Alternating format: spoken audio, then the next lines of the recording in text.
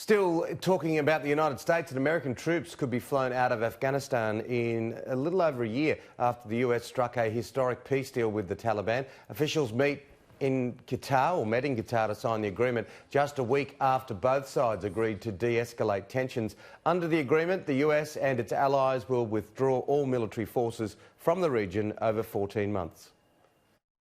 Many lives over such a long period of time have been lost. I want to thank our wounded warriors, people that are still bearing pain and all of the problems that they've had to go through. They're incredible people, incredible spirit. I'd go to Walter Reed and see them so often, and the spirit they had, they wanted to go back.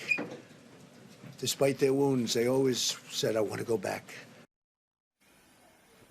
The deal will see the Afghan government release 5,000 Taliban prisoners as a goodwill gesture. In return, the group will release 1,000 Afghan security forces. Negotiations will also begin to map out the Taliban's future role in the region. The Afghan nation has been suffering for the past 4 decades. We have suffered tremendously, and I hope that with the withdrawal of all foreign forces from Afghanistan, that the Afghan nation, under an Islamic regime, will take its relief and embark on a new, prosperous life.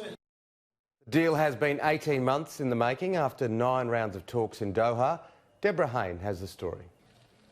Yeah, it's a really historic moment to have these two arch foes together signing a document, agreeing to a deal that is set to pave the way for peace, and behind that the echo of what began the war in Afghanistan in the first place, the September 11 attacks on the United States by al-Qaeda, which were harboured by the Taliban. The Taliban government then was toppled, but Mike Pompeo kept on reiterating the point that fundamental to the Americans in this deal is a commitment by the Taliban to ensure that they cut all ties with al-Qaeda and all militant groups and don't allow Afghanistan to become a haven again for terrorism.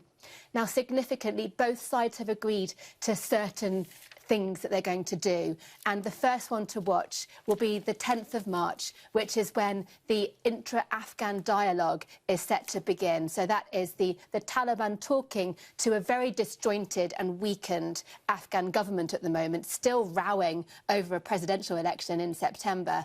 And at the same time, both sides have agreed to a prisoner swap. So we will actually have tangible signs to see whether this agreement is as historic a moment as it seems it is today within the next few days. And as well as that, there will be troop reductions. The Americans have said that they will reduce their troop numbers, but within the first 135 days, you're going to see a significant drop from about 13,000 American troops to 8,600. And don't forget, it's not just America, it's Britain and NATO, other countries too. They too will be reducing their troops.